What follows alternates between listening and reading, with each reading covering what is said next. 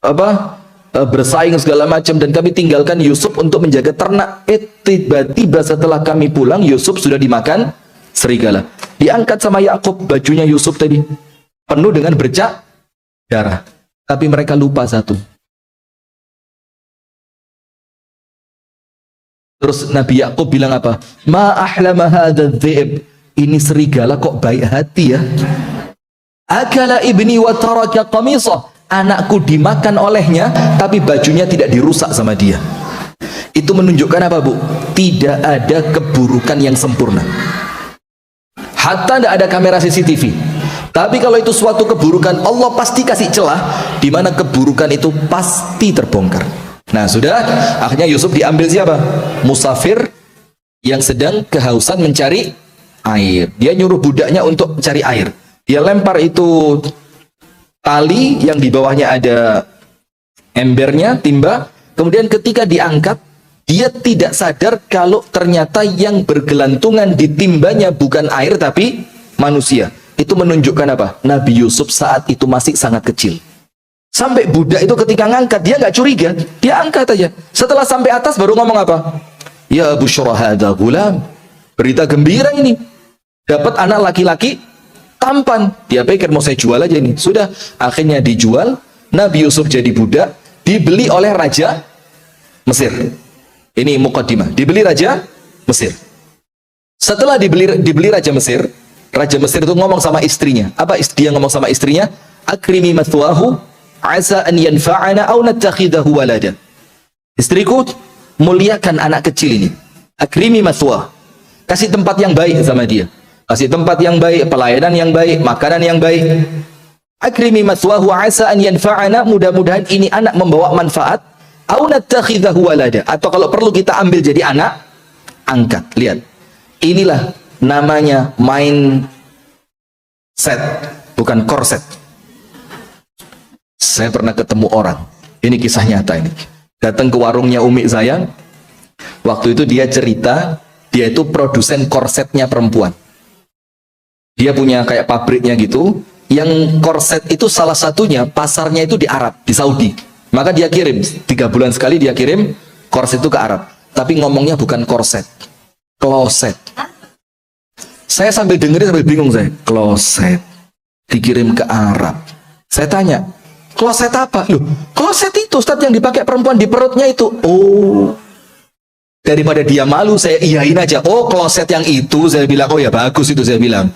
Jadi dia mau ngomong korset, keliru apa? Kloset. Nah sudah, maka sampai mana tadi kok jadi ngomong kloset? Itulah mindset. Ketika ini Raja Mesir, tidak tahu ini anak kecil bakal menjadi apa. Tapi dia husnudzon. Dia bilang apa? Muliakan, ini anak akan membawa manfaat. Manfaat apa enggak Yusuf buat negara Mesir? Manfaat. Apa manfaatnya? Menyelamatkan dari masa paceklik. Karena Nabi Yusuf menafsirkan mimpinya siapa? Raja. Sekarang lihat Fir'aun. Fir'aun. Tahu Fir'aun? Kapan dilantiknya? Sudah ya, lanjut. Bismillahirrahmanirrahim. Allahumma sholli alaihi. Sudah? Fir'aun. Live, oke, live. Itu bayinya Nabi Musa hanyut di sungai. Yang sungai itu, sungai Nilnya itu membelah istana Raja Fir'aun. Jadi kalau istrinya mau berendam segala macam, dia ada keperluan dengan sungai, itu dia nggak perlu keluar. Karena itu sungai membelah kerajaannya. Maka setiap ada apapun yang akan masuk melalui aliran sungai ke dalam kerajaan itu diseleksi, ada penjaganya. Kok ada kotak diambil, ternyata kotak itu berisi bayi. Diberikan kepada siapa? Asia, istrinya Fir'aun. Asia bintu Muzahim. Sudah, karena Asia ini perempuan mandul, dan ibu-ibu tahu Nabi Musa itu ciri fisiknya seperti apa? Rambutnya keriting kecil-kecil, kulitnya hitam, badannya gemoy. Anda bisa bayangin itu kalau masih bayi. Bagaimana lucunya itu anak kan? Ya kayak apa ya? Udah buah sirsak. Nabi loh ini, Anda kena masalah loh nanti. Tolong kamera, saya nggak mau. Tolong kamera. Oh belum Nabi ya? Oh ya. Selamat Anda. Selamat dari undang-undang Anda. Sudah nggak kena delik Anda. Apa yang terjadi Bu? Diberikan kepada Asia, langsung muncul jiwa apa? Ini anak mau saya rawat saja. Dia ngomong sama Fir'aun, la taqtulu. Fir'aun, yang satu ini jangan dibunuh. Asa an yanfa'ana aw nattakhidahu walada. Sama persis seperti omongannya Raja Mesir.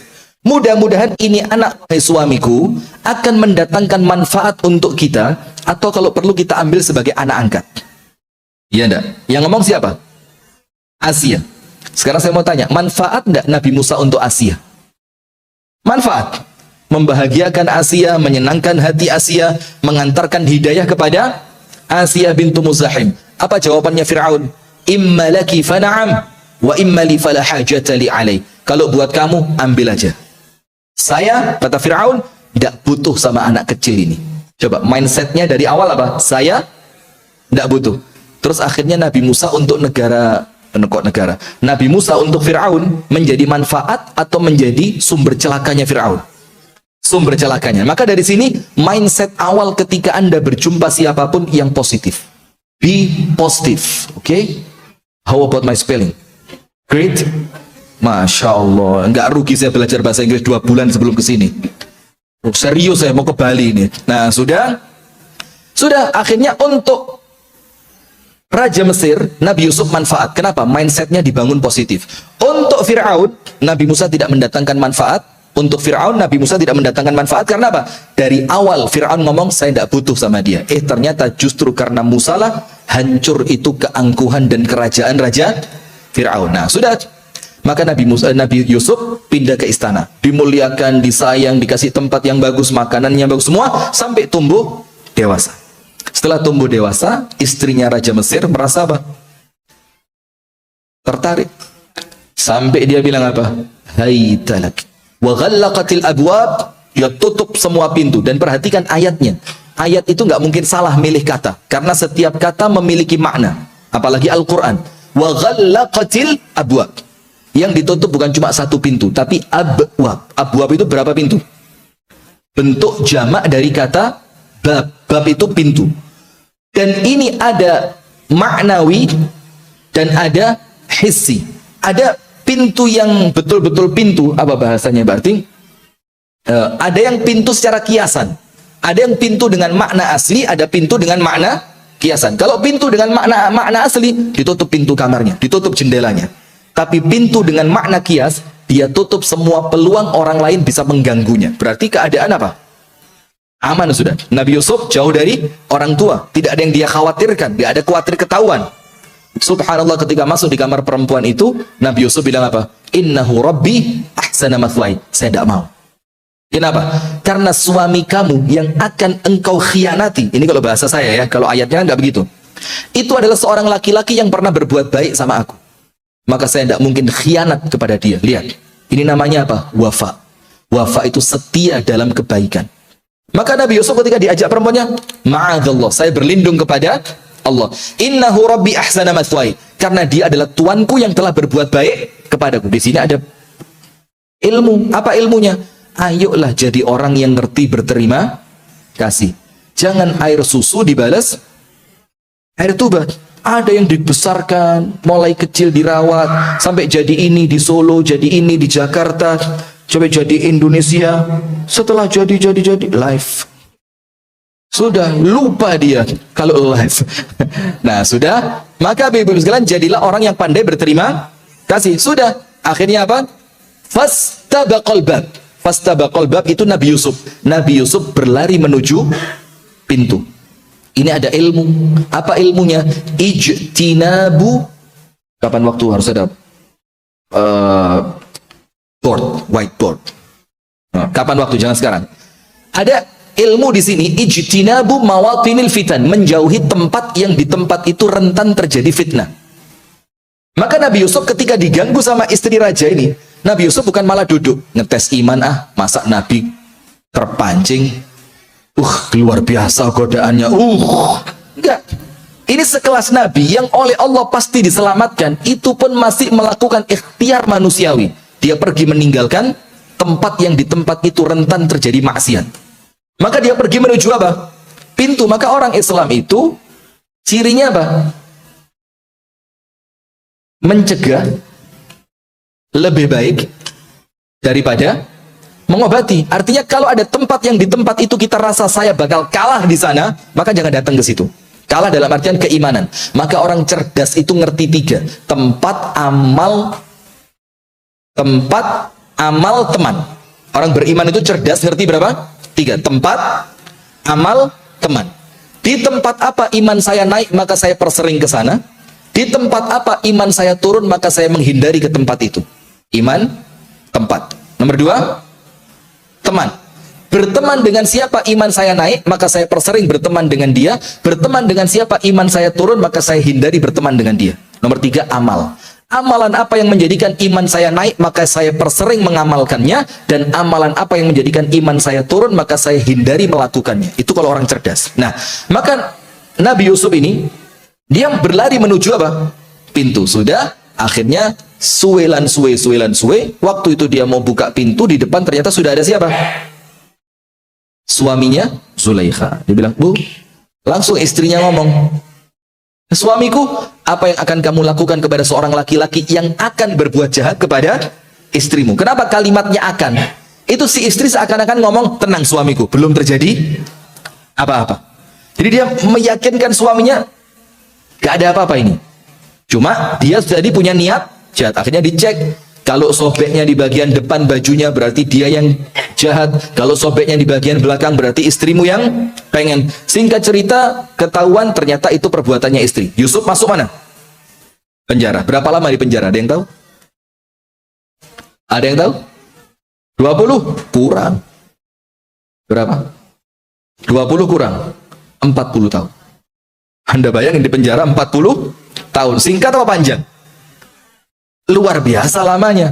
Sudah ketika dia keluar dari penjara, karena ilmunya, masuk penjara karena ketampanannya. Hati-hati, cantik tampan ini fitnah. Anda hati-hati Anda. Tampan itu fitnah, Syekh. Selesai ya. Asyik. Jadi karena ketampanannya menjadikan dia masuk penjara, yang menjadikan dia keluar ilmunya. Berarti ketampanan, kecantikan itu bisa mendatangkan kemudharatan, tapi insya Allah ilmu akan mendatangkan kebaikan. Sudah, Nabi Yusuf keluar. Setelah keluar menafsirkan mimpinya raja. Setelah mimpinya raja ditafsirkan dengan baik, ternyata apa yang Yusuf tafsirkan terjadi. Mesir terselamatkan dari masa paceklik. Nabi Yusuf diangkat menjadi apa? Bendahara, Menteri Keuangan, Sri Mulyani. Iya. Jadi bendahara. Setelah jadi bendahara, mulia luar biasa. Apa yang terjadi? Keluarganya datang. Ini nanti ada kaitannya dengan materi kita. Keluarganya datang. Yusuf ingat, fulan. Oh iya, saya tahu. Ini keluarga saya. Dalam keadaan mereka tidak mengenali Yusuf. Sudah. Akhirnya diberikan kepada mereka apa yang mereka inginkan. Ternyata apa? Ada salah satu siasatnya Yusuf. Itu gelasnya raja dimasukkan ke kantong makanan milik adiknya Yusuf yang bernama Benyamin. Akhirnya Benyamin tinggal karena dia dianggap mencuri, karena ini siasatnya Yusuf. Mereka semuanya pulang. Ternyata apa? Itu adalah skenario untuk mengembalikan semua keluarganya dan untuk mengembalikan Yakub dan istrinya untuk dimuliakan di Mesir. Saya mau tanya, jadi tidak Nabi Yusuf bendahara Mesir kalau dia tidak dibuang sama saudaranya? Jawab yang enak. Ayo. Kalau dia nggak tahu bakal jadi bendahara Mesir, kira-kira waktu mau dilempar, protes apa enggak? Protes apa enggak? Protes. Tapi kalau dia tahu, dilemparkan ke sumur ini bisa menjadikan, dilemparkan ke gorong-gorong ini, bisa menjadikan saya presiden Mesir. Mesir. Saya nggak ngomong di Mesir. Kalau dari awal dia tahu skenario endingnya seperti apa, ada tantangannya apa enggak? Enggak ada tantangan. Nah, disitulah takdir. Itulah yang kita sebut apa nanti? Takdir. Yang awalnya sedih, kok saya dibuang sih bahkan ke dalam sumur. Dan Anda tahu sumurnya ghayabatil jub. Ghayabah itu apa? Sumur yang karena saking dalamnya itu enggak kelihatan ujungnya. Itu namanya ghayabah. Enggak kelihatan. Jub itu lubang yang sangat dalam dan sempit. Itu Nabi Yusuf dibuang ke sana. Tapi takdir buruk di awal, buruk untuk siapa? manusia, tapi di hadapan Allah tidak ada yang jelek. Yang di mata manusia buruk, ternyata itu mengantarkan Nabi Yusuf menjadi bendahara Mesir. Ada tidak ibu-ibu yang nikah sama seseorang yang dulu bukan harapannya? Angkat tangan. Yang menikahi laki-laki yang dulu bilang, kok dia sih? Ya Allah, request saya kan bukan dia ya Allah. Ini orderan nggak sesuai ini ya Allah. Mana mungkin saya balikin? Coba, ada nggak ibu-ibu yang coba angkat tangan? Nggak usah ngaku ya, nggak usah ngaku. Aman, aman, tenang ya. Nah, tapi kemudian kalau ternyata itu disabari dan Anda positif, Anda bermindset yang baik, maka insya Allah di akhir cerita Allah akan datangkan kebaikan. Itu baru muqaddiman. Alhamdulillah di pagi hari ini Allah pertemukan kita dalam majelis yang mulia ini, dan ini untuk yang ke-11 kalinya ya saya di Dura Villa ini ya. Dua? Oh, karena duanya itu 1 sama 1. Saya bacanya 11. Oh, Romawi. Ya, ini yang kedua kali. Alhamdulillah, mudah-mudahan mendatangkan manfaat untuk kita semua. Amin. Salawat beriring salam semoga tercurahkan kepada uswah kita Nabi besar Muhammad sallallahu alaihi wasallam. Baik, ibu-ibu sekalian, inikah takdirku? Sekarang lihat, kita mau berbicara tentang takdir dalam 1, 2, 3, 4, 5, 6, 7, dalam 7 poin. Kita akan berbicara takdir dalam berapa poin? 7. Yang pertama, apa itu takdir dan apa yang berkaitan dengan takdir? Yang pertama, yang 4 poin pertama, kita akan berbicara apa sih takdir itu dan apa yang berkaitan dengan sesuatu yang namanya takdir. Supaya apa? Hidup di dunia ini tenang. Supaya apa? Tenang. Kalau bahasa orang lebaynya, kita ini bisa tenang kok naik pesawat dalam keadaan kita tidak ngerti itu pilotnya pakai narkoba apa enggak. Kemarin yang pilot pakai narkoba ke arah Bali ya? Kemana itu? Penerbangan, nggak usah nyebut merek, live. Bisa kena UU ITE. Ini subscriber baru naik, rusak lagi ntar. Nah sudah, maka jamaah sekalian, kita tidak tahu itu pilotnya dalam keadaan ngantuk apa tidak, kita tidak tahu SIM-nya dia asli atau beli, kita tidak tahu bahwa ini perjalanan tujuan Bali sama dia kita mau dibawa kemana. Tapi kenapa kita bisa yakin? Sementara di dunia ini Allah dalam tanda kutip adalah pilot kehidupan kita, kenapa kita lebih percaya kepada pilot manusia dibanding pilot yang Maha Ar-Rahman Ar-Rahim? Nah begitu. Yang pertama, keimanan kepada takdir itu merupakan pokok rukun iman. Pokoknya rukun iman, jadi asas pondasi yang terpenting di antara rukun iman itu adalah al-imanu bil qadari khairihi wa syarrihi. Artinya mengimani takdir, dan ini lafaz yang disebutkan oleh Nabi Muhammad, artinya memang ada takdir itu yang buruk. Tapi buruk untuk kapan? Saat ini. Di mata siapa? Manusia. Maka itulah jangan pernah mentertawakan perannya orang lain. Ayo kita masing-masing fokus dengan peran kita. Peran kita apa? Fokus di sana. Nggak usah kemudian sok masuk dan memerankan perannya orang lain. Nah maka fokus saja. Peran kita di mana? Nah maka saat itu, ketika kita melihat takdir kita, maka insya Allah saat itu merasa, kok gini banget ya? Perasaan saya lahir dari ibu yang sama, lahir dari ayah yang sama, kenapa kakak saya seperti itu, saya kok seperti ini? Itu kan perkara yang sehari-hari muncul. Nah, maka ketika itu Bu, jangan pernah melihat takdirnya orang lain. Kenapa? Karena setiap orang itu diuji dalam kapasitas yang sama, cuma bentuknya berbeda. Tidak ada cerita ujian enteng, itu tidak ada. Semua ujian pasti berat.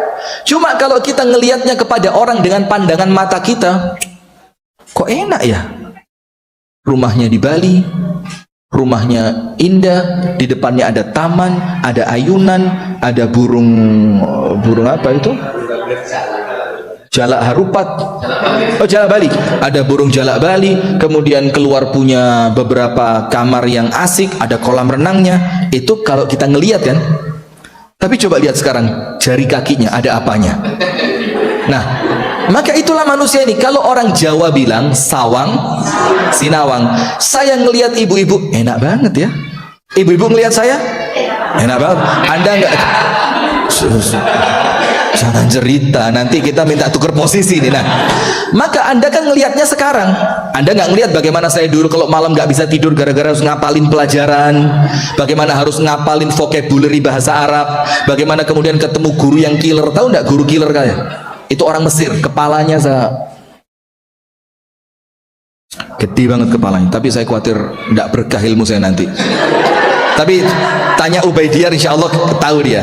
Saya tidak nyebut namanya. Itu dosen dari Mesir. Tubuhnya sebesar pintu. Oh, gede tinggi. Saya pikir apa Fir'aun dulu segini ya. Ternyata waktu kita ke museum Fir'aun, ya ternyata kecil-kecil dia, nggak terlalu besar. Bahkan Fir'aunnya Nabi Musa itu malah tubuhnya lebih pendek lagi, tidak sebesar Fir'aun yang lain. Nah sudah, itu kalau marah, tahu enggak? Itu kalau pas pelajaran itu enggak boleh nulis. Haram nulis pas pelajaran beliau. Beliau bilang, dengerin, kalian ngerti, semua yang saya sampaikan ada di buku kalian. Dan memang orangnya apal. Sudah, teman saya nulis, astagfirullah, nulis dia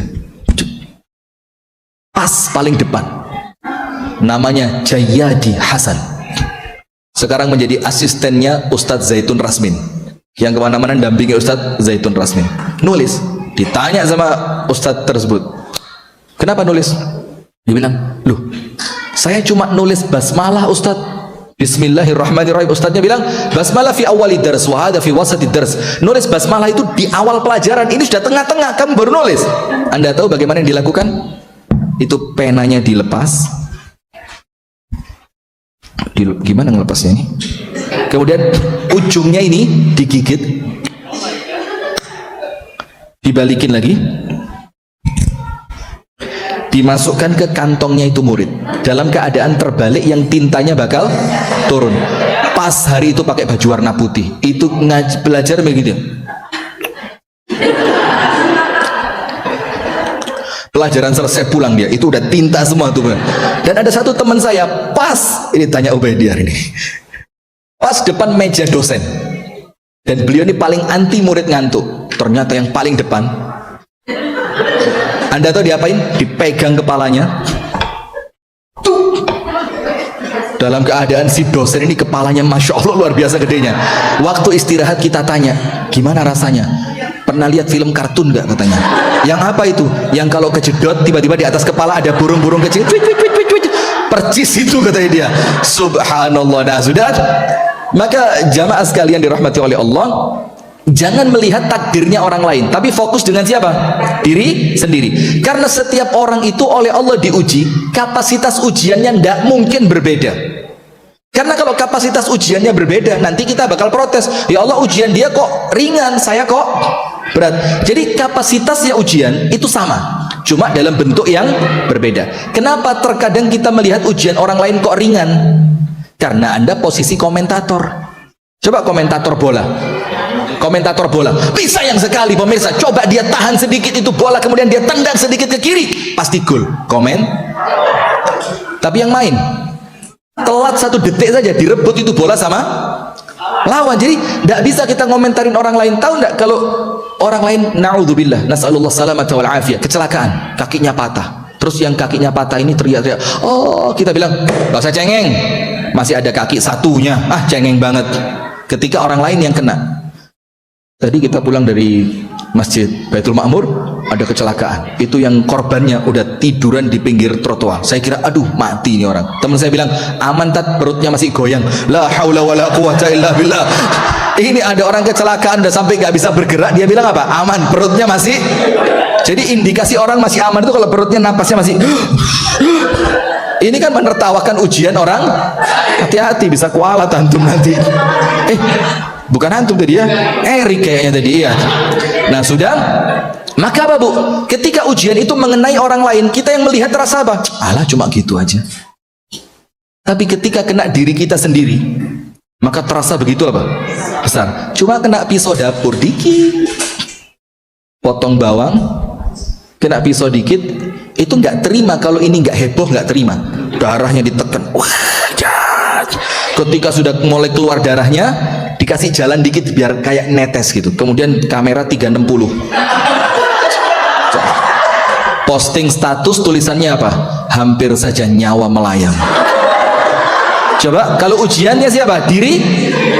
Maka jangan pernah merasa paling menderita, karena boleh jadi orang lain jauh lebih menderita, cuma mereka itu tidak mengumbar penderitaannya, sementara kita ember. Mbak, suamiku, kenapa suamimu belum bangun jam segini? Sementara orang lain suaminya nggak pulang, dia cuma suaminya belum bangun. Nah, tenang aja. Nah, sehingga perkara takdir, perhatikan ibu-ibu, perkara takdir ini rukun iman. Sehingga ketika dia dikatakan rukun iman, kalau satu di antara yang 6 itu, rukun iman berapa?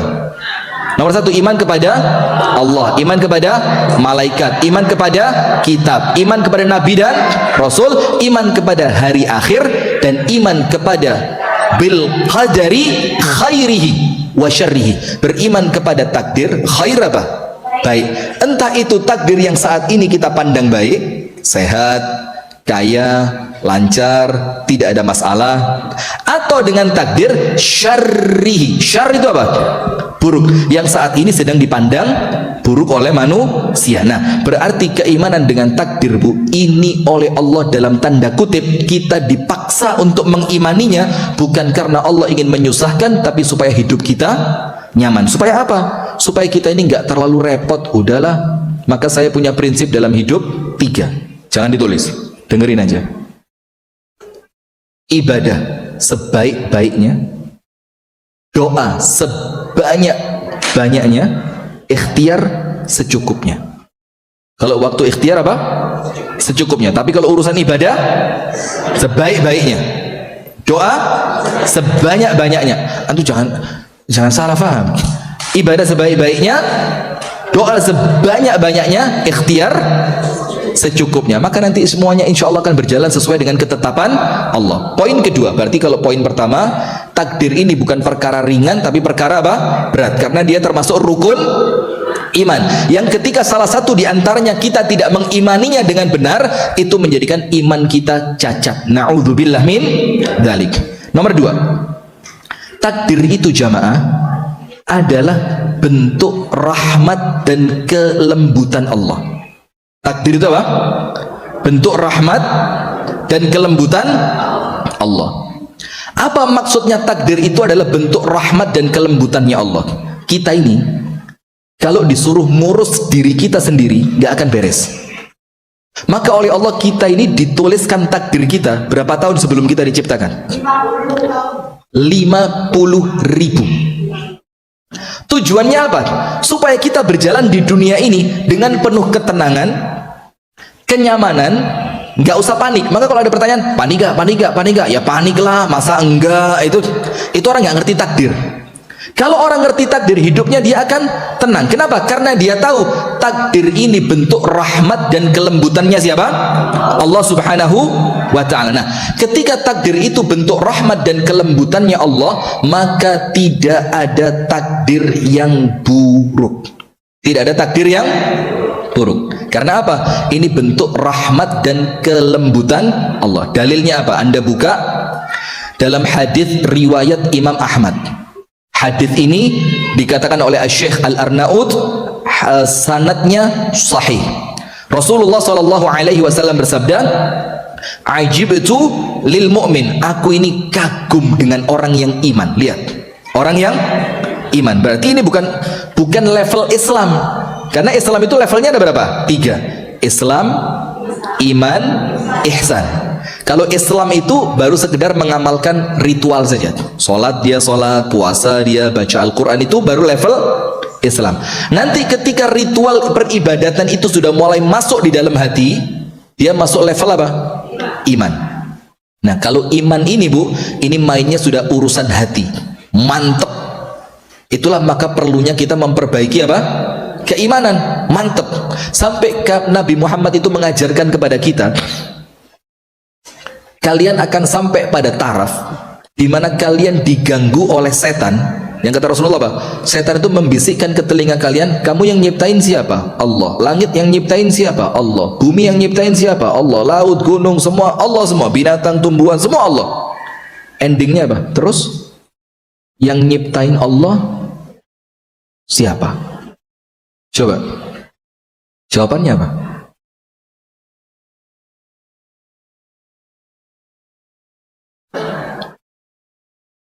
Majelis Taklim Khadijah loh ini. Jangan bikin malu. Terus yang nyiptain Allah siapa? Dan itu pertanyaan oleh Nabi Muhammad tidak diingkari pertanyaannya. Nabi Muhammad mengatakan pada titiknya kalian akan sampai pada pertanyaan wa man khaliqullah. Terus yang menciptakan Allah siapa? Maka dijawab oleh para ulama dengan jawaban mantik. Mantik itu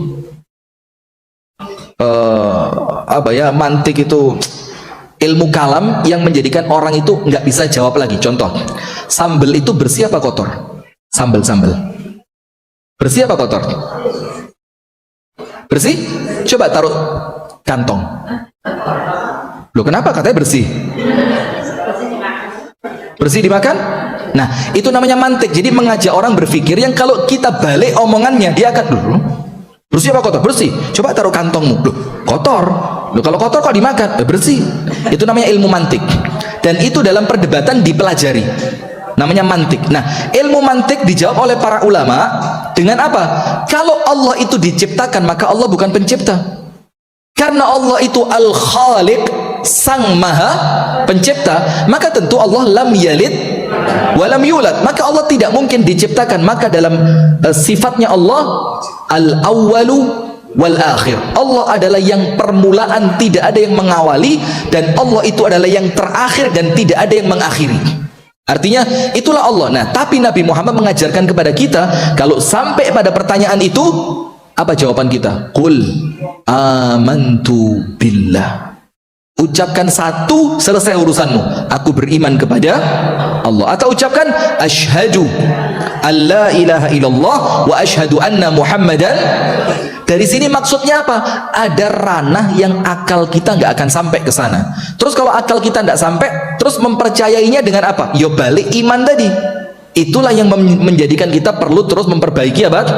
Iman. Nah, maka takdir ini jamaah, ini bentuk rahmat dan kasih sayang Allah. Sekarang begini, Rasulullah bersabda, ajaban li amril ajibtu lil mu'min. Aku kagum sama orang yang iman. Yang Rasul puji bukan sosok orangnya, tapi apanya? Sifat imannya. Sama ketika Nabi Muhammad memuji perempuan dari suku Quraisy, Rasulullah bilang apa? Khairu nisa'in rakibnal ibil nisa'u Quraisy. Perempuan terbaik yang pernah menaiki unta, artinya perempuan Arab yang terbaik itu dari suku apa? Quraisy. Terus bilang, oh berarti Rasulullah rasis dong. Mentang-mentang Rasul dari Quraisy, perempuan terbaik dibilang dari suku. Ternyata mereka itu baik bukan karena suku, tapi karena sifat. Siapa yang memiliki sifat seperti mereka, maka mereka ikut dalam kebaikannya dan kemuliaannya. Apa sifatnya? Dua. Nomor satu, ahnahu ala tifl. Sama anak paling perhatian.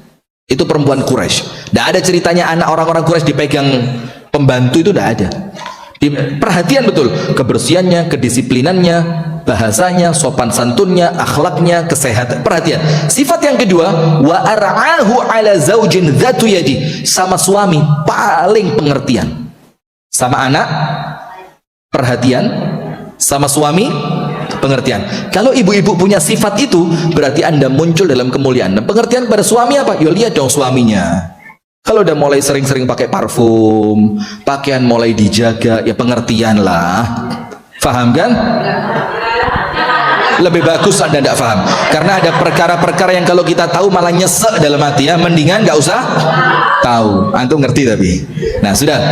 Maka begini, Bu. Perhatikan. Kenapa takdir itu bentuk rahmat dan kasih sayang Allah? Rasulullah mengatakan, ajibtu li amril mu'min. Aku kagum betul sama orang yang iman. Jadi kalau ngomong iman, urusan apa tadi? Hati. Mantap betul hatinya. Kenapa? Ma yaqdillahu lahu qadaan illa kana khairan lahu. Hadis riwayat Ahmad, hadisnya sahih. Tidaklah Allah tetapkan takdir untuknya apapun itu, kecuali pasti baik baginya. Jadi coba sekarang yang sedang merasa, ya Allah berat banget ya Allah, Tapi menurut Nabi Muhammad itu terbaik. Coba Umar, sakit nggak? Kaki gimana kaki? Bisa diputar-putar begini bisa? Begini bisa? Udah bisa ya? Itu kan perasaan kita sekarang, perasaannya apa? Kok sampai Allah beginiin saya ya? Ada apa ini? Itu saat ini mungkin sesuatu yang kita tidak bisa mengambil apa hikmahnya. Tapi Rasul katakan pasti itu yang terbaik. Pernah dengar cerita raja dengan asistennya? Kemanapun raja pergi, asistennya mesti mengikuti. Suatu hari raja mau tidur, asisten tidur. Raja mau makan, asisten makan. Raja mau jalan, asisten jalan. Raja mau rekreasi, asisten ikut rekreasi. Seperti Mayor Teddy. Tahu? You know? Kenapa? Rahasia lah. Nanti ketahuan kalau saya orang dekatnya beliau. Jangan. Gak enak. Nanti Anda minta proyek sama saya. Sudah, pokok kemanapun raja pergi, ini asisten sama dia terus. Suatu hari, karena namanya asisten, ikut terus. Ini raja berburu. Saking semangatnya berburu, itu raja tidak sadar telah melewati batas kerajaannya, masuk ke daerah orang lain. Maka ditangkaplah, tangkap raja, ditangkap, asisten ditangkap. Nah, sebelum cerita raja ditangkap ini, ada sesuatu yang bikin raja marah. Nah, ini salah ceritanya, bukan asisten ditangkap. Ada sesuatu yang bikin raja marah. Apa yang bikin raja marah? Apapun yang ditanya oleh raja, jawaban asistennya cuma satu: al khairatu fi makhtarahullah. Tidak usah khawatir, yang terbaik itu pilihan Allah. Jadi Allah pilihin apapun itu yang terbaik. Suatu hari raja itu jarinya mau putus, kena pisau. Raja tanya, asisten, ini firasat apa? Baik. Marah raja, gimana ceritanya? Jari saya hampir putus, kamu bilang? Karena raja marah, asisten di penjara. Masukin dia penjara. Sudah, masuk ke penjara. Sudah lama ceritanya, dia lupa asisten di penjara segala macam. Raja berburu. Ketika berburu, dia lupa keluar dari daerah kekuasaannya, masuk ke daerah kekuasaan orang lain. Ternyata ditangkap pas di daerah kekuasaan orang lain tadi, membutuhkan tumbal untuk dewa mereka. Maka raja dilucuti mulai kepala sampai kaki, dilihat rambut bagus-bagus. Karena ini persembahan, tidak boleh cacat. Hidung bagus, keren hidungnya. Pipi keren, ada lesung pipinya. Bibir bagus bibirnya. Sekarang bibir tipis malah nggak bagus. Kalau zaman dulu orang kan suka bibirnya apa? Tipis. Sekarang udah berubah. Sekarang bibir itu kalau nggak jedir, itu katanya kurang wow gitu ya, kurang wow gitu. Sudah dicek leher semua rapi. Api dinyalain, tak, dus, sudah. Itu raja udah diangkat, tang, hampir dibakar. Screening terakhir, fit and proper test. Dicek sama orang terakhir. Bentar, tunggu dulu, ini untuk dewa, tidak boleh sembarangan. Cek, ketahuan ternyata jarinya apa? Putus. Gak bisa ini. Kenapa gak bisa? Jarinya putus. Dan ini cerita, bukan cerita dongeng. Anda buka dalam kisah kekhilafahan zaman dulu, itu ada ceritanya. Loh, kok jarinya putus? Udah, balikin. Gak bisa jadi tumbal karena dia cacat.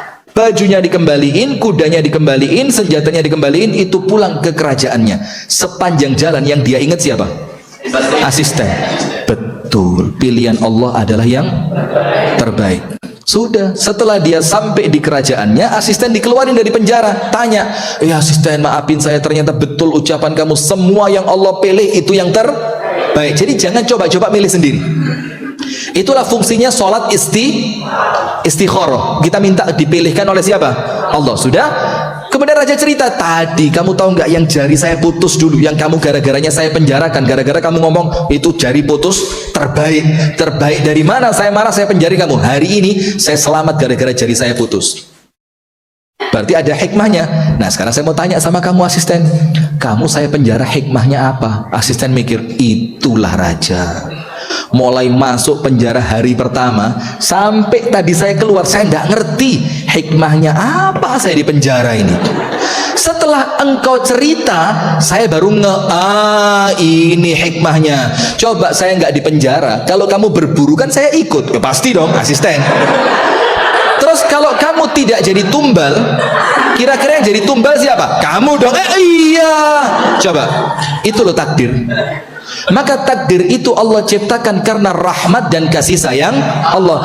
Berarti ketika hikmahnya belum tampak di pandangan mata kita, sabar. Kalau hikmahnya belum kelihatan maka sabar. Maka Rasulullah mengatakan, aku sungguh kagum kepada orang yang beriman, karena tidaklah Allah menetapkan ketetapan takdir untuknya kecuali ketetapan itu yang terbaik untuk dia. Sampai Anda buka ucapannya Ibnul Qayyim. Ibnul Qayyim itu ngomong apa? Kalau Anda tahu rapi, serapi itu Allah mengatur takdir Anda. Jadi serapi itu Anda lahir dari ibu siapa, bapaknya siapa, dari suku apa, dengan pendidikan bagaimana, kemudian Anda kerja di mana, kemudian Anda diuji dengan penyakit apa, kemudian Anda dinikahkan dengan siapa, Anda punya anak berapa. Kata Ibnu Qayyim apa? Kalau kita tahu rahasia rapinya pengaturan Allah atas takdir kita, tadzubu hubban, maka kamu akan meleleh karena cinta kepada Allah. Coba dari raja sama asisten, Allah ciptakan skenarionya begitu. Saya kasih kisah pribadi. Tidak ada takdir yang jelek. Saya pernah pinjam mobilnya SDU, mobil yayasan kami, saya dakwah. Saya pinjam karena waktu itu umi saya mau ke Jakarta, ada acara nikah. Karena umi saya ngajak keluarganya, maka perlu mobil yang besar. Maka saya pinjam mobilnya yayasan. Nah, cuma mobil itu keluar bersama mobilnya abah saya. Sudah, mobil abah saya ban depannya tipis, ban belakangnya masih tebel. Maka mobil itu kan yang penting yang depan. Maka saya ngomong ke kakak saya, "Dang, mobil putih tolong bannya dipindah. Yang belakang taruh depan, depan taruh belakang." Sip, sudah. Saya tidak tahu karena saya tidak di rumah. Sudah, singkat cerita, berangkatlah mereka ke Jakarta segala macam. Jam setengah 12 malam saya ditelepon. Kaget ya? Sama saya juga. Ini mobil hitam, mobilnya yayasan, bannya pecah. Wih, bannya pecah. Saya pikir kalau bannya pecah, habis itu orang di mobil itu. Kok untung, kata kakak saya, yang pecah ban belakang. Oh ya udahlah, alhamdulillah. Apa mama? Mama sehat, tidak ada apa-apa. Ya sudah, selesai sudah. Sudah, saya lanjutkan kegiatan setengah 12 malam ini. Beberapa hari kemudian ketika mereka pulang, saya lihat mobil abah saya, kok bannya tetap. Saya panggil kakak saya, kan ada suruh pindah intip ban ini. Dibilang, loh ente ngomong mobil hitam. La haula wala quwwata. Saya bilang mobil abi, mobil putih, pindah ke depan. Ternyata subhanallah ketahuan hikmahnya. Mobil hitam yang kakak saya salah faham, akhirnya bannya dibalik, depan taruh belakang, belakang taruh depan. Ternyata ban depannya itu ada pecah. Kakak saya tidak tahu kalau itu ada pecah, dipindah ke belakang.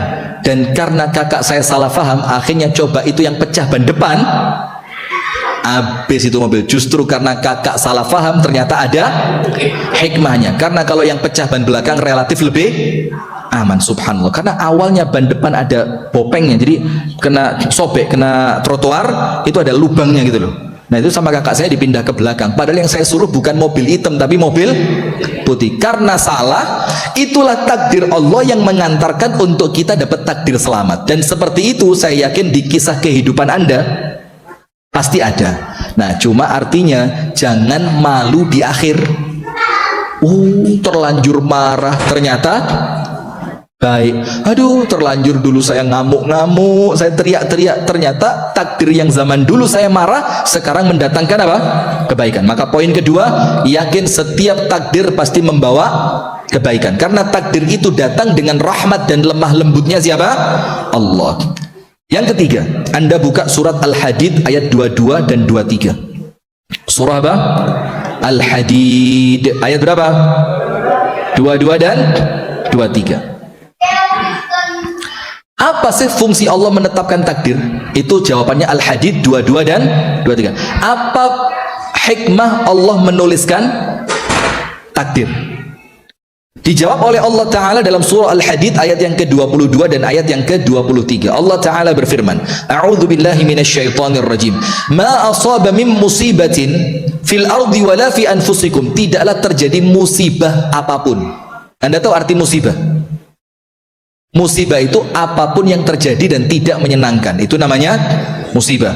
Mau kita kena panas, mau kita kemasukan duri di kaki kita, mau capek, sakit, nangis, sedih, itu semuanya namanya apa? Musibah. Pokok kejadian di kehidupan kita yang tidak menyenangkan, itu namanya musibah. Nah, Allah Ta'ala mengatakan, ma asaba min musibatin, tidaklah terjadi musibah apapun fil ardi, yang terjadi di muka bumi, wala fi anfusikum, dan tidak pula yang terjadi dalam kehidupan kalian, di dalam diri kalian, illa fi kitabim min qabli an nabra'aha, kecuali semua itu telah tertulis di Lauhul Mahfuz sebelum kejadian itu terjadi. Sebelum kejadian itu terjadi. Inna dzalika 'ala Allahi yasir. Yang perkara seperti itu untuk Allah kecil dan mudah sekali. Nah, berarti pada ayat yang ke-22, tidaklah terjadi apapun kecuali atas kehendak siapa? Allah. Sudah tertulis di Lauhul Mahfuz 50.000 sebelum kejadiannya terjadi. Dari sini tahu Nabi Musa debat sama Nabi Musa berdebat dengan Nabi Adam, tahu? Tahu lah. Cuma mungkin saya mau cerita apa Anda belum tahu ya, tapi kalau saya ceritain insya Allah Anda tahu. Jadi Nabi Musa itu ketemu Nabi Adam di atas langit sana. Terus Nabi Musa itu protes, Musa nggak keren Kenapa? Gara-gara kamu kita semuanya jadi korban turun dari surga ke dunia. Lu kok gara-gara saya? Iya, kamu kan nggak boleh makan buah khuldi itu, tapi akhirnya kamu makan. Karena kesalahanmu kita semua turun ke dunia, ke bumi. Katanya siapa? Nabi Musa. Apa jawabannya Nabi Adam?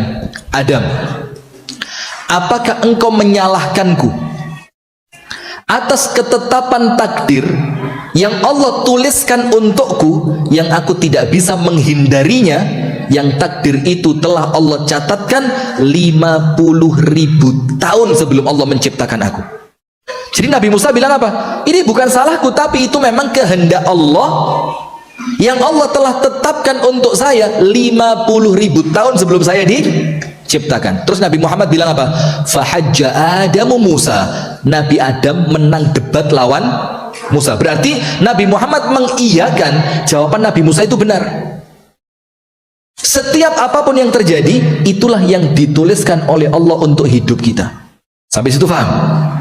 Terus manfaatnya apa? Ayat 23. Ayat berapa? 23. Ini Anda tulis bagus ini ayat 23 ini. Karena apa? Supaya kalaupun nanti Allah takdirkan dalam kehidupan kita ada sesuatu yang kurang menyenangkan, sudahlah.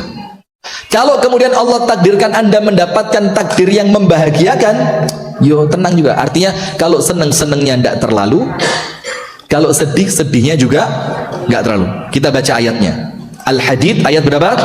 23. Likai la ta'saw ala ma fatakum wa la tafrahu bima atakum wallahu la yuhibbu kulla mukhtalin fakhur. Supaya apa sih? Likai la ta'saw. Ta'saw itu artinya menyesal.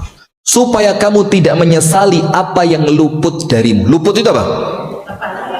Apa yang tidak kamu dapatkan, supaya tidak menyesal. Misalkan daftar kuliah fakultas apa? Fakultas yang susah banget masuknya apa? Mau susah? Bagi saya mudah itu. Apa coba? Fakultas yang susah masuknya apa? Anda masuk fakultas apapun, ujiannya tetap ekonomi. Betul? Cocok? Anda mau kedokteran, mau fakultas pertanian, mau peternakan, ujiannya tetap apa? Ekonomi. Bener gak? Nah sudah, misalkan Anda mau masuk fakultas kedokteran, cita-cita betul dari kecil udah pengen jadi dokter, sampai mulai kecil udah belajar, ini saya belajar ini supaya nanti tesnya mudah, sampai SD, SMP, SMA, mau masuk kuliah masih mengikuti apa? Pelatihan supaya nanti tesnya lancar, ada pelatihan, ada segala macam dia ikuti. Sudah, pas ujian dia kerjakan sesuai dengan apa yang telah dia pelajari, qadarullah tidak diterima. Dalam badan ikhtiarnya sudah sangat maksimal, ternyata apa? Tidak diterima. Ayat ini berlaku supaya apa?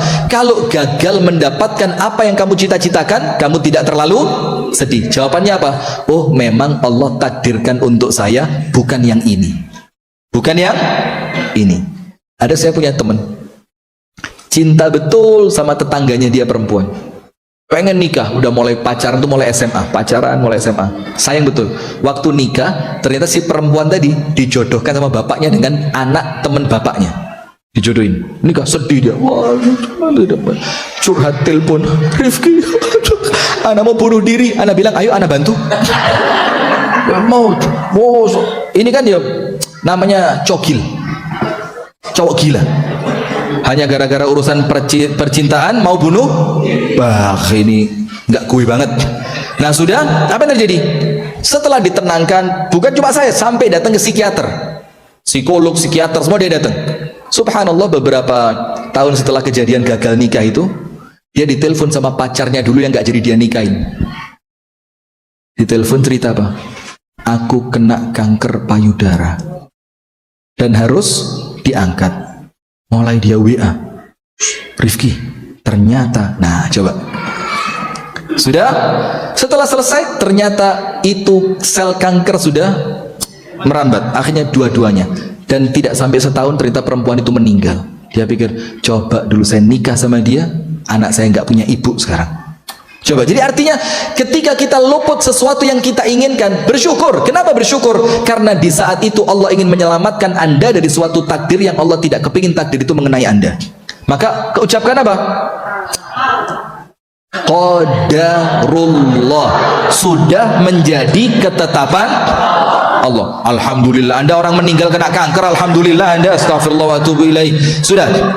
Itu kalau tidak dapat yang kita inginkan. Kalau kita dapat apa? Likai la ta'sau ala ma fatakum wa la tafrahu bima atakum. Dan supaya kalau kalian mendapatkan apa yang kalian inginkan, kalian tidak terlalu bahagia dan tidak sombong. Kenapa? Ini bukan ikhtiar saya, karena memang Allah telah mentakdirkan untuk saya. Misalkan ada orang kan sekarang lagi rame tuh di YouTube segala macam, di channel-channel YouTube orang-orang sukses itu. Saya nggak lulus SD loh, bahkan saya sekolah SD cuma sampai kelas 4, tapi saya kerja keras, saya kaya. Akhirnya yang mewawancarai mikir, wah nggak usah sekolahin lah anak saya. Wong ini kelas 4 SD nggak naik, kelas 5 keluar drop out, sekarang jadi orang kaya. Nah, maka supaya ketika Anda sukses, Anda tidak sombong. Kenapa? Ini sudah menjadi ketetapan Allah. Maka ucapannya apa? Tetap qadarullah. Punya anak, anaknya Allah takdirkan hafid Quran sebelum usia balik. Alhamdulillah, hadhi min fadlillah, qadarullah sudah. Punya anak yang sampai SMA nggak pernah pinter. Masya Allah, 5 kali 5 nggak ngerti dia. 5 kali 5 nggak ngerti, 5 tambah 7 dia nggak ngerti. Ya udah, nggak terlalu sedih. Kenapa? Karena memang sudah menjadi ketetapan takdir dari Allah. Nah itulah orang beriman itu, kalau imannya kuat, dapat seneng dia tidak terlalu sombong, tidak terlalu bahagia. Dapat susah dia tidak akan kecewa. Al-Hadid berapa? 22 dan 23. Sekarang yang keempat, Anda buka surat Asy-Syura ayat 30. Surat Asy-Syura ayat 30. Nomor 1, ingat, takdir itu merupakan rukun iman, sehingga tidak boleh main-main, harus mengimaninya dengan sepenuh hati bahwa ini ranah prerogatifnya siapa? Allah. Tidak ada seorang pun yang bisa ikut campur. Nomor 2, ingat bahwa takdir itu merupakan bentuk rahmat dan kelembutan Allah. Cuma saat ini kan kita masih belum tahu endingnya mau kemana. Nomor 3, kenapa Allah catatkan takdir untuk kita? Jawabannya surat Al-Hadid 22 dan 23. Supaya kalau dapat sesuatu tidak sombong, kalau kehilangan sesuatu tidak sedih. Ya sedih biasalah, tapi tidak berlarut dalam kesedihan. Nah sekarang nomor 4, kenapa Allah beri takdir? Tulis yang keempat, muhasabah atas dosa. Muhasabah atas dosa. Ya Allah, baru saja Bu Vera tadi lihat ada perempuan datang, saya tidak kenal sama dia, dikasih sama keluarga saya nomor saya karena teman dari keluarga, dikasih nomor saya. Ini mumpung Ustaz Rifki di Bali katanya, kebetulan beliau juga pas di Bali. Masya Allah. Mas Arif, di mute sebentar suaranya di mute. Ini apa caranya? Bisa? Tapi mohon maaf ya, jangan diambil hati.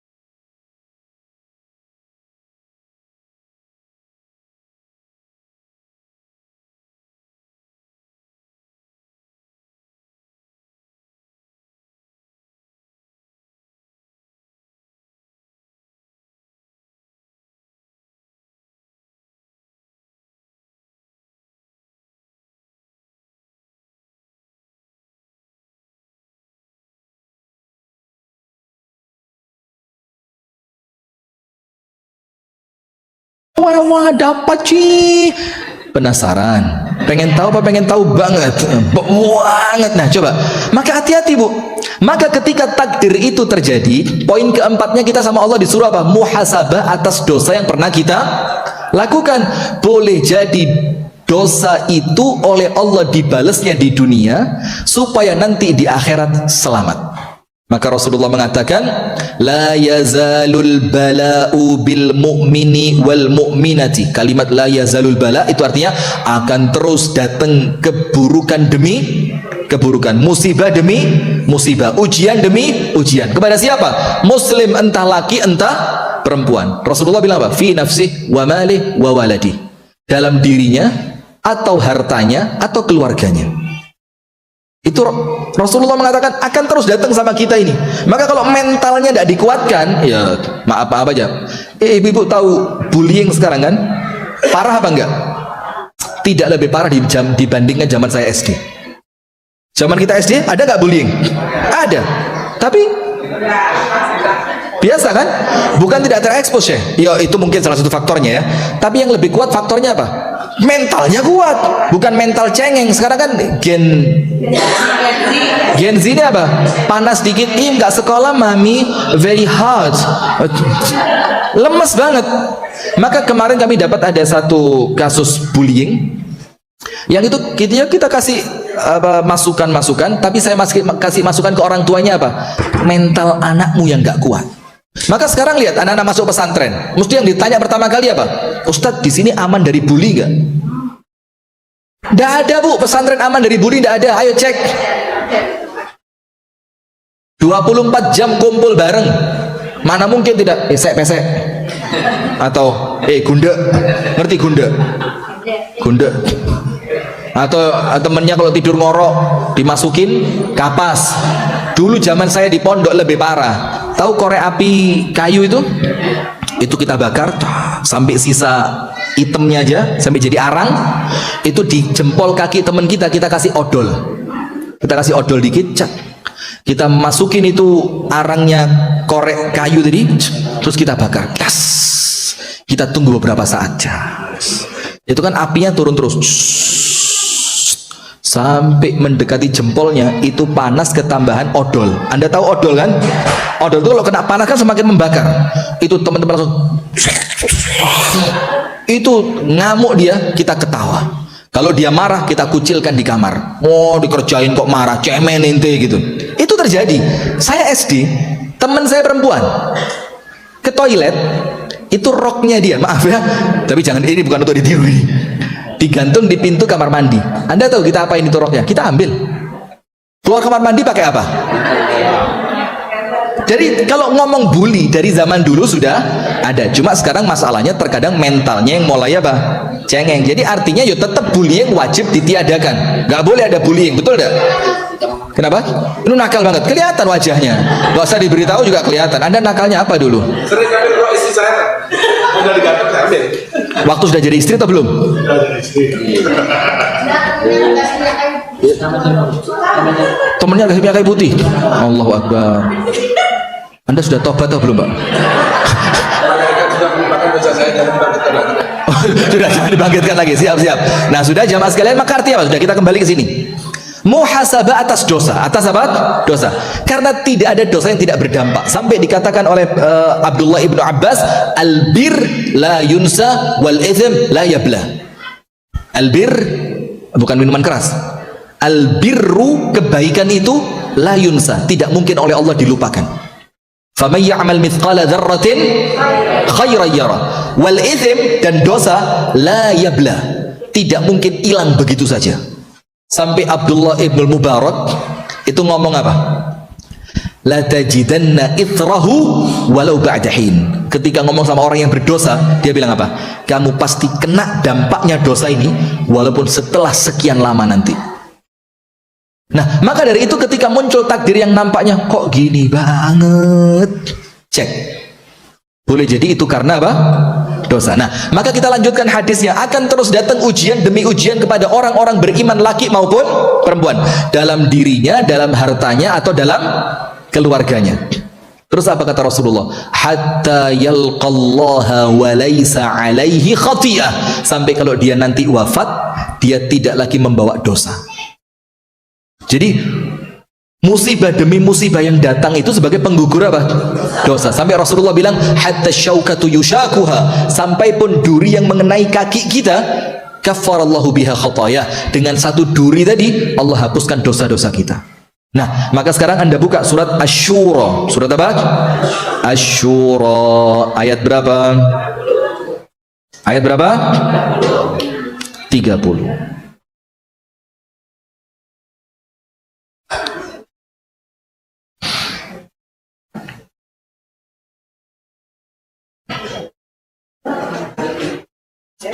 Kita baca ayatnya supaya kita bisa lebih memahami ya. Lah 30 bukan 20. Ayat berapa? 30.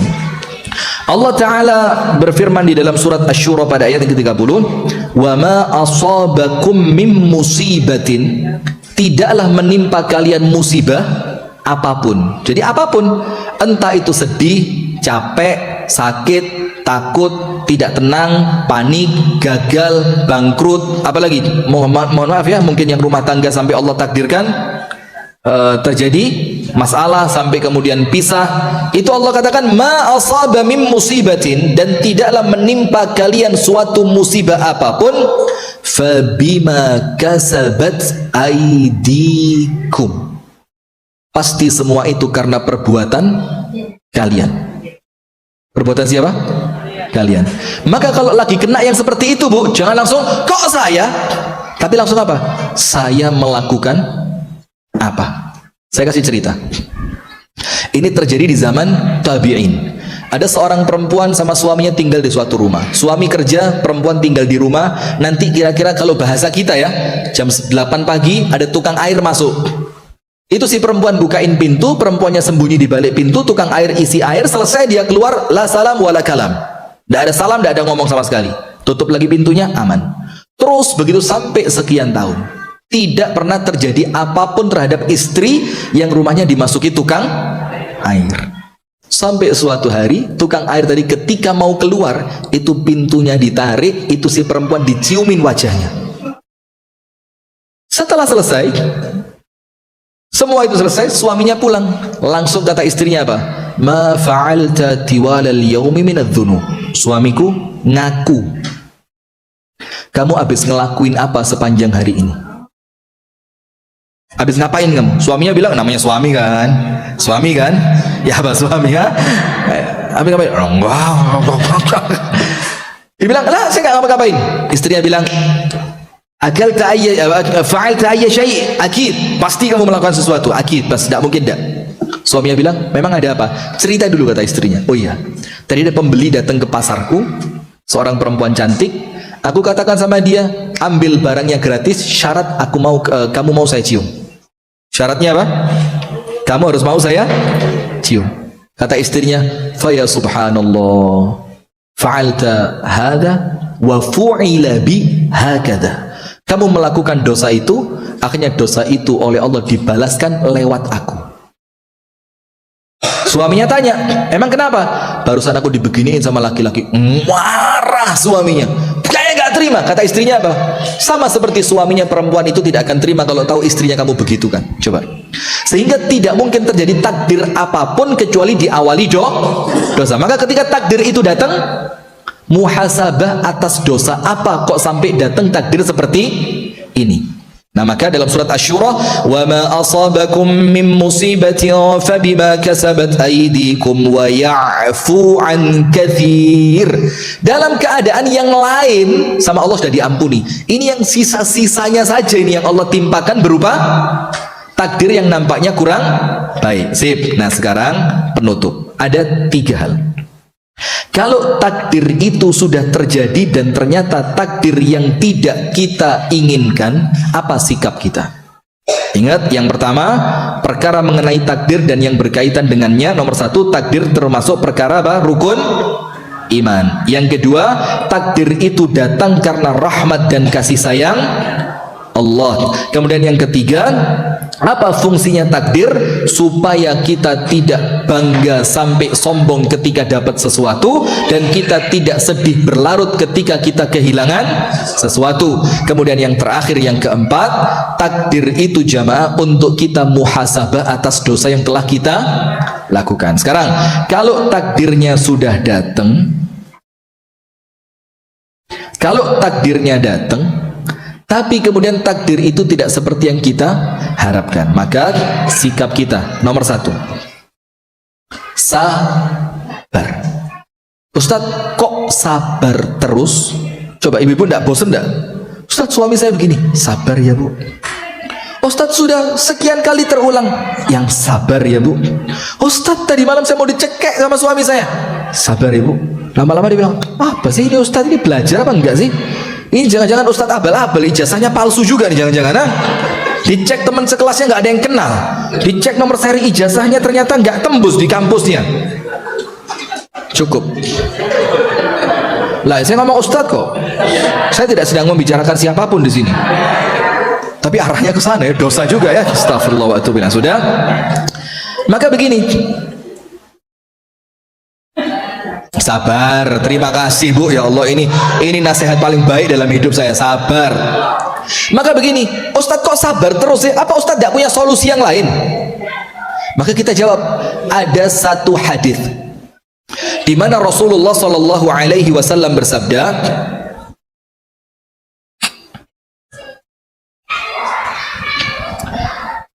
fa inna an-nasra, nasr itu kemenangan, kesuksesan, kejayaan, kebahagiaan, itu namanya nasr. Fa inna nasr, kemenangan itu, kesuksesan itu, kebahagiaan itu, fa inna nasra ma'as sabri, datangnya bersamaan dengan kesabaran.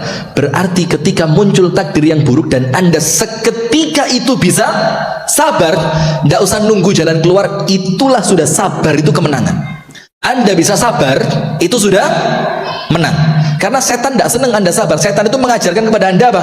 Teriak, pukul, sikat, bakar, keroyok, hancurkan. Coba setan ada, ngawur, hancurkan, jangan kasih, jangan maafin, jangan dilupain, itu setan. Sementara Allah meminta kita untuk apa?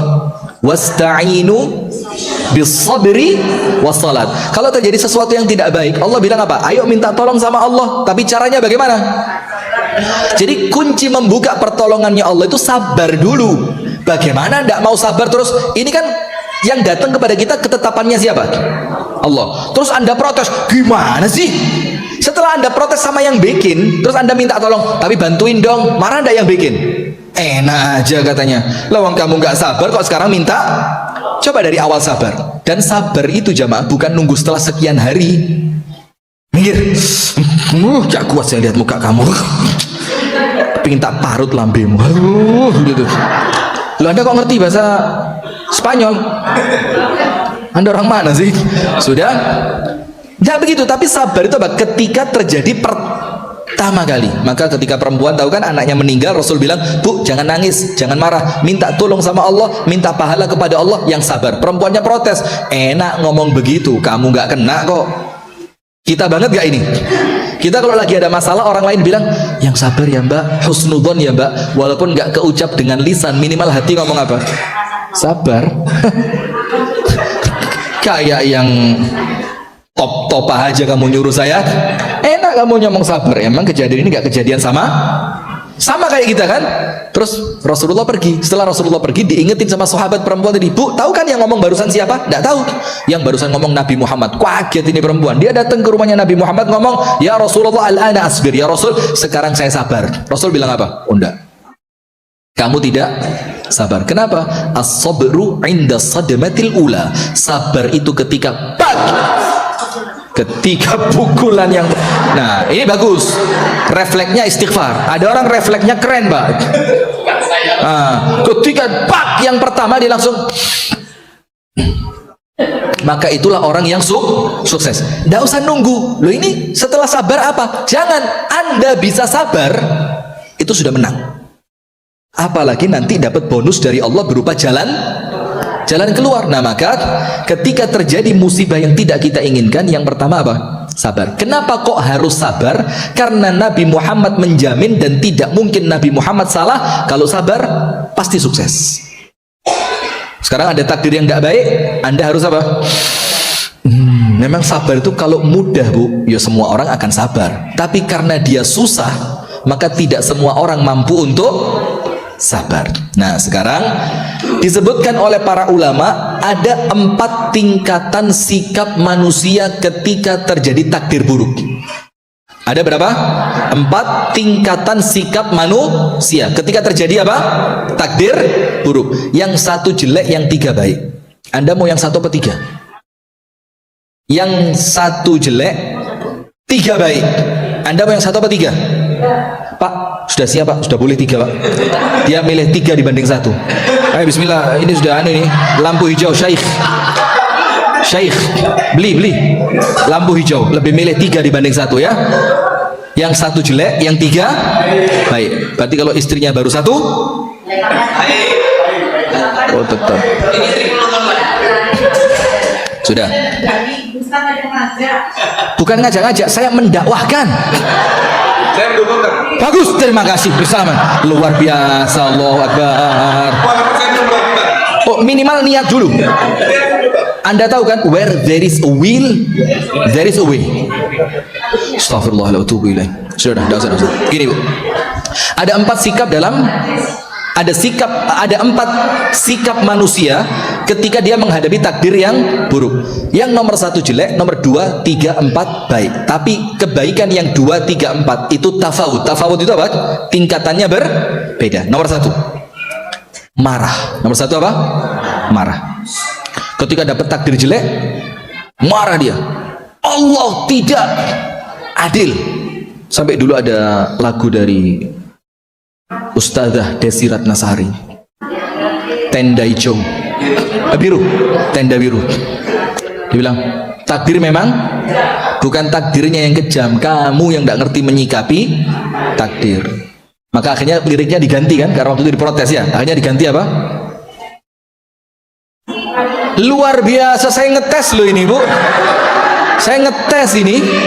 La haula wala quwata illa. Ini kualitas majelis taklim Khadijah ya. Luar biasa, perlu upgrade terus ini. Tidak ada, bercanda. Sudah. Nomor 1 marah. Anda buka surah Al-Hajj. Surat apa? Al-Hajj. Ayat yang ke-11. Surat Al-Hajj pada ayat yang ke-11.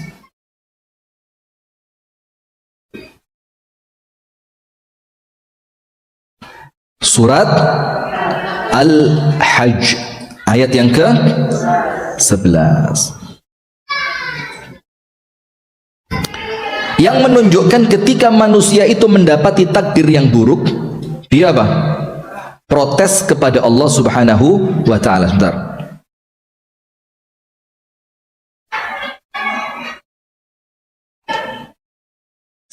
A'udzu billahi minasyaitonir rajim wa minan nas. Kalimat min di sini menunjukkan bukan semua manusia, ada sebagian dari kalangan manusia. May ya'budullah ala harf. Orang yang menyembah Allah dalam satu keadaan saja. Anda ngerti tidak dalam satu keadaan itu apa? Dia menyembah kepada Allah hanya kalau senang saja. Oh, Allah baik, Allah Rahman, Allah Rahim, Allah Ghafur, Allah Wahhab, Allah Tawwab. Itu ketika apa? Senang. Tapi kalau pas kena musibah, murka dia. Wa minan nasi may ya'budullaha ala harf. Dan di antara manusia ada orang yang menyembah Allah hanya sekedar pada satu keadaan saja. Fa in asabahu khairun itama'anna bih. Kalau dia mendapatkan kebaikan, senang. Kalau mendapatkan apa? Kebaikan. Wa in asabathu fitnatun inqalaba ala wajhi. Tapi ketika ditimpa cobaan, dia berbalik ke belakang. Berbalik ke belakang itu kalau konteks ayat ini, dia kembali kufur. Kembali apa? Kufur. Dzalika huwal khusranul mubin. Yang seperti itu adalah kerugian yang nyata. Dalam ayat yang lain, itu Al-Hajj ayat berapa? 11. Jadi dia hanya menyembah Allah, hanya yakin kepada Allah ketika apa? Senang. Ketika susah, dia menganggap Allah tidak adil. Allah jahat sama saya, Allah tidak bisa. Itu bahaya Bu. Kenapa? Allah sesuai prasangka siapa? Hambanya. Dalam ayat yang lain Allah Ta'ala mengingatkan begini, فَأَمَّا الْإِنسَانُ إِذَا مَا ابْتَلَاهُ رَبُّهُ فَأَكْرَمَهُ وَنَعَّمَهُ فَيَقُولُ رَبِّي أَكْرَمَنِ وَأَمَّا إِذَا مَا ابْتَلَاهُ فَقَدَرَ عَلَيْهِ رِزْقَهُ فَيَقُولُ رَبِّي أَهَانَنِ. Ada orang-orang itu yang memuji Allah ketika rezekinya lapang saja.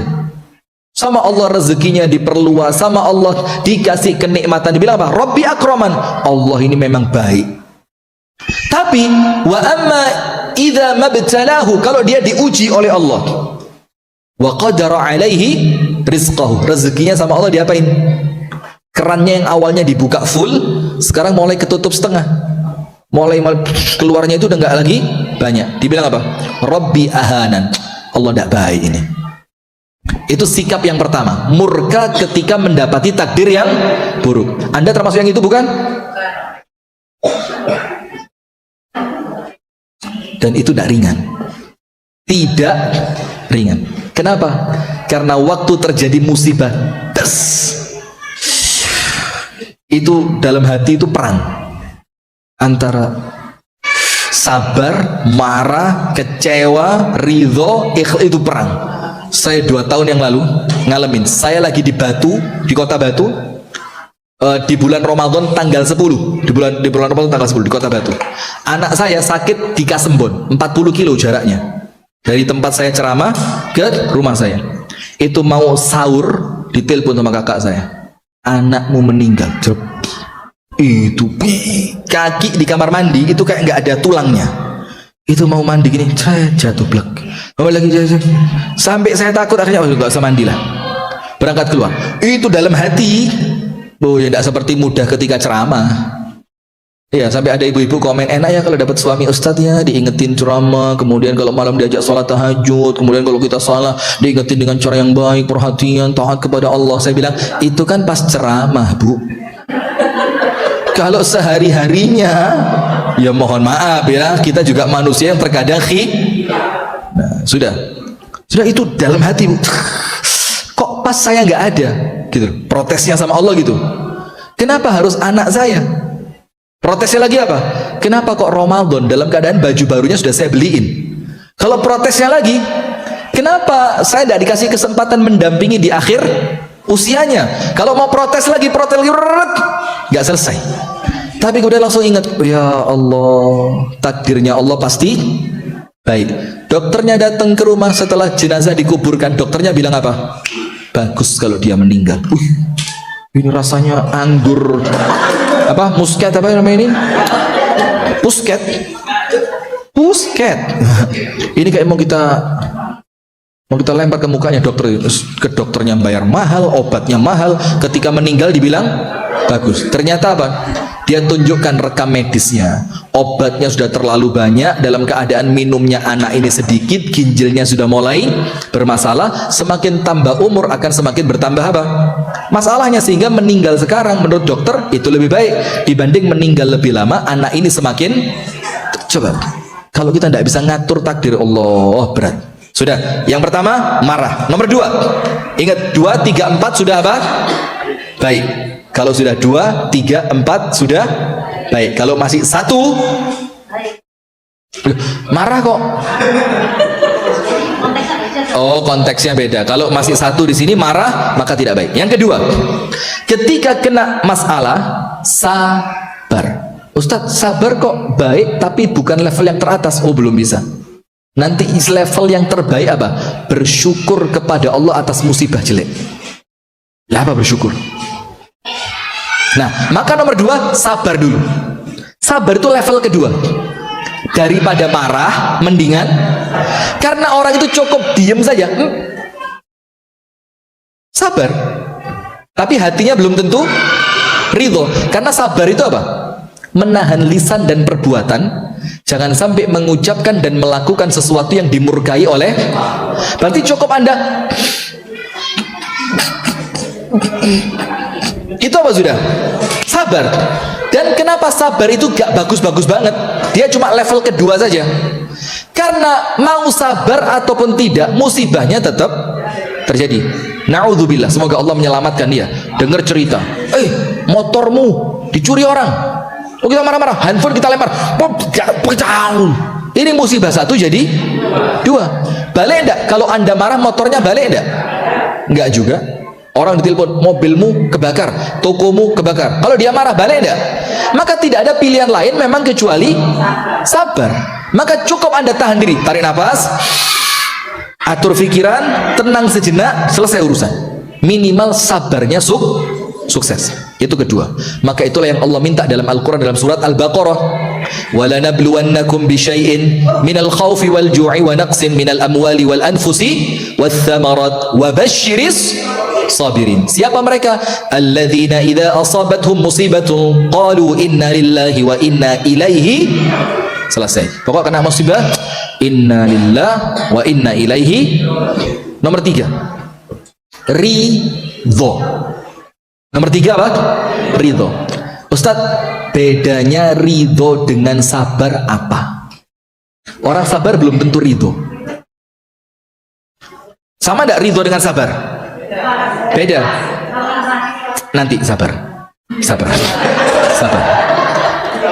Bedanya ridho dengan sabar apa? Kalau sabar itu sekedar menahan diri walaupun hatinya masih bergemuruh. Tapi kalau ridho pasti sabar. Orang sabar belum tentu ridho. Kalau ridho pasti, karena ridho itu apa? Alhamdulillah ya Allah, memang ini sudah ketetapan takdirmu. Radhitu, saya ridho. Maka Allah kasih apresiasi. Apa apresiasinya? Orang yang ridho dengan musibahku, maka Allah akan berikan kepadanya keridhoanku. Jadi kalau ridho dengan ketetapannya Allah, Allah bakal apa? Ridho. Kenapa begitu? Balasan sesuai dengan amalan. Amalan kita ridho dengan apa yang Allah tetapkan, maka Allah akan ridho kepada kita. Itu yang ketiga. Yang terakhir, yang paling top, syukur. Tokomu kebakar, alhamdulillah kakak, terima kasih berita gembiranya. Wow, amazing. Ya nggak gitu banget lah ya. Temennya bilang ini musibah kebakaran, langsung telepon di grup Khadijah. Bu Vera nggak lagi kena apa-apa kan? Nggak ada gangguan apapun kan? Kok saya beritahu toko kebakar kok amazing, thank you my sis. Oh, great news. Malah ya bukan begitu juga, tapi apa? Syukur itu adalah dalam 3 hal. Tulis, syukur ketika terjadi musibah. Nomor 1, apa sih syukurnya itu? Ketika musibah itu tidak mengenai agama kita. Kalau musibahnya cuma musibah dunia, maka apa? Kecil. Wong dunia juga tidak kena musibah pun bakal kita tinggal kan? Iya apa enggak? Maka kalau musibahnya dunia, kita bersyukur, alhamdulillah musibahnya bukan musibah agama. Nomor 2, kenapa kita syukur kepada musibah tadi? Karena musibahnya tidak lebih besar dibanding yang sedang jadi. Misalkan tokomu kebakaran, alhamdulillah. Coba kalau saya pas di sana, saya ikut. Jadi kita mensyukuri karena tidak lebih dari yang sedang terjadi. Alhamdulillah, cuma itu. Kita bisa cari alasan lain. Syukur yang ketiga apa? Karena musibah itu tanda Allah cinta. Innallaha idza ahabba 'abdan ibtalahum.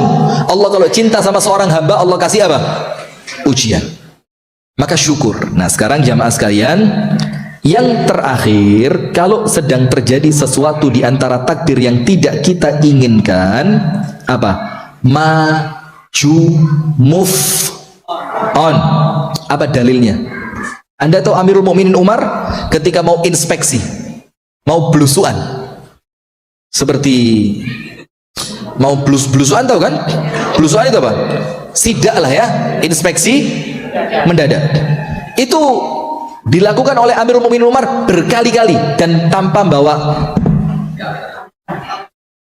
nggak bawa kamera. Umar emang nggak ada sih ya.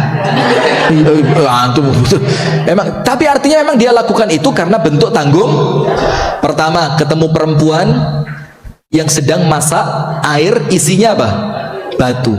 Umar tanya, apa bu, kok anakmu nangis? Ibu itu nggak tahu kalau yang datang Umar. Baini wa baina Umar Allah. Antara saya dengan Umar nanti, itu saya lapor sama Allah. Terus Umar tanya, "Lu ada apa?" "Lihat anak saya kelaparan." Umar tidak tahu. Tidak apa-apa, ini alhamdulillah. Kata orang tuanya, "Wih, Ustadz kurang ajar banget, anak saya jatuh." Dia bilang, nah ini qadarullah. Sudah begini, sudah konsen ke sini. Tidak apa-apa insyaallah itu.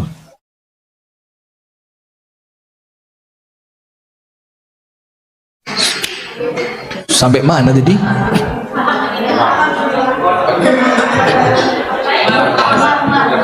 Umar merebus air. Kata perempuan tadi, "Mana mungkin dia tinggalkan anak saya kelaparan terus dia nggak tanggung jawab." Umar tanya, dalam keadaan perempuan ini tidak tahu.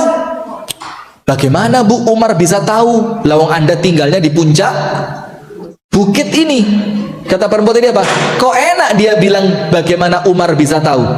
Lo terus dia jadi pemimpin kami, tujuannya apa? Itu tanggung jawab dia." Gemeter Umar.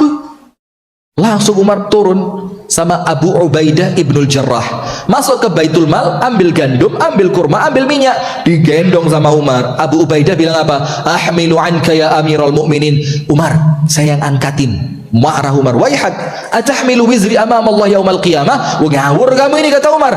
"Mana mungkin kamu bisa nanggung dosa saya nanti di hadapan Allah?" Tidak bisa, biarin Umar yang angkat. Umar angkat, dimasakin buat ibu tadi. Kata ibunya, "Biar saya yang masak." "Gak usah, saya." Setelah masakannya selesai, anaknya disuapin. Kata ibunya, "Udah kamu pergi aja, biar saya suapin anak saya." Kata Umar apa? "Enggak, saya tadi lihat dia nangis, maka saya pengen lihat dia.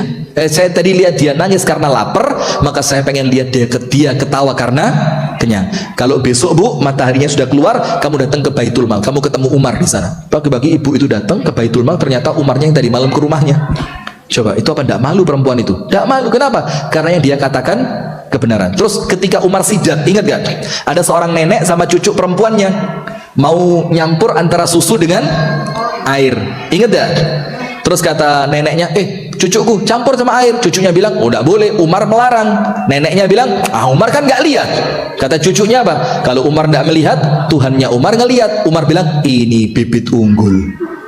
Tandain rumahnya sama Abu Ubaidah, ditandain. Besok sama Umar dinikahkan sama putranya Umar yang namanya Salim. Dari keturunan itu keluar yang namanya Umar bin Abdul Aziz. Tahu enggak Umar bin Abdul Aziz? Ya dari perempuan yang jujur tadi itu. Makanya lo, buah jatuh tidak jauh dari timbangannya. Sudah. Kemudian salah satu ketika, kenapa Anda ketawa? Ada yang salah? Hah? Tidak ada. Oh, tidak ada. Sip. Sekarang yang sesuai dengan materi kita. Ketika Umar mau sidak ke suatu daerah, ternyata Umar ketika mau masuk dicegat sama orang. Dihalangi. "Umar, la tadkhul, inna fiha ta'un." Di dalam situ ada penyakit menular, namanya penyakit ta'un. Penyakit ta'un itu orang kena sore pagi meninggal, kena pagi sore meninggal. Lah, Covid masih lumayan. Ta'un itu Bu, tidak ada kemungkinan sembuh. Kena pagi, sore berangkat. Kena sore, pagi berangkat. Itu ta'un. Maka dibilang, "Umar, jangan masuk." Akhirnya Umar rapat dengan para pembesar Ansor dan Muhajirin. Gimana? Masuk enggak? Yang satu bilang, "Masuk Umar." Sampai sini masa enggak masuk? Masa Umar takut dengan takdir? Yang satu bilang, "Jangan Umar, itu namanya bunuh diri." Akhirnya mereka diskusi, muncul Abdurrahman bin Auf. Abdurrahman bin Auf bilang apa? "Ya Umar, saya mendengar Rasulullah mengatakan di dalam hadisnya, kalau kalian mengetahui ada taun di suatu daerah, yang di dalam tidak boleh keluar, yang di luar tidak boleh masuk." Kata Umar, "Idzan la nadkhul." Kalau begitu kita tidak masuk. Terus ketika tidak jadi masuk, Umar mau pergi. Salah seorang sahabatnya letuk, "Tafirru minal qadari ya Amirul Mukminin." Kok Amirul Mukminin takut dan melarikan diri dari takdir? Kok Umar melarikan diri dari takdir? Kok kabur? Apa kata Umar? "Afirru min qadarin ila qadar." Saya kabur dari satu takdir untuk menjemput takdir yang berikutnya. Berarti apa? Move on. Jangan berhenti di situ. Ini takdir selesai ceritanya sudah. Kenapa selesai? Oh, udah terjadi. Terus apa yang Anda lakukan? Mau nangis terus? Tidak berubah apapun. Maka apa? Harus segera move on. Karena apa? Kita akan berpindah dari satu takdir menuju takdir yang berikutnya. Barakallahu fiik. Itu yang dapat kami sampaikan. Sekarang ada satu Bu Vera, Ustazah Vera. Mana Bu Vera? Berapa pertanyaan Bu Vera saya kasih untuk mereka? 2. Nomor 1, sebutkan 4 hal pertama tentang takdir. Kenapa pertanyaannya rotok berat? Karena hadiahnya, Anda nanti ketika buka, amazing. Maka sebelum buka, tarik nafas dulu biar tidak kaget. Nanti khawatir dapat hadiah menyenangkan malah kena serangan jantung ya. Maka jantungnya disiapkan dulu. Silakan sebutkan 4. Boleh saja. Tunggu. Tapi yang nunjuk jangan saya, yang nunjuk panitia. Maka nunggu Bu Vera. Bu Vera mana Bu Vera? Hah? Oh ya. Host ibu kota ya. Baik, panjenengan Nur Sewu maju ke depan ya. Nanti Anda tunjuk siapa yang boleh jawab. Anda apa udah Mau jawab katanya. Oh, Anda mau jawab? Kayak bisa aja. Baik, nah saya kasih pertanyaannya begini. Pertanyaannya, sebutkan 4 perkara pertama yang saya ceritakan mengenai takdir dan yang berkaitan dengannya. Agak berat memang karena itu titipan dari Bu Vera, tadi kata Bu Vera, karena hadiahnya juga menarik, maka pertanyaannya harus yang beribu-ibu. Kenapa beribu-ibu? Berbobot. Ibu-ibu apa? Berbobot. Makanya pertanyaannya harus beribu-ibu. Ada yang mau jawab? Nyontek boleh karena itu yang Anda tulis tadi. Silakan yang duluan ya.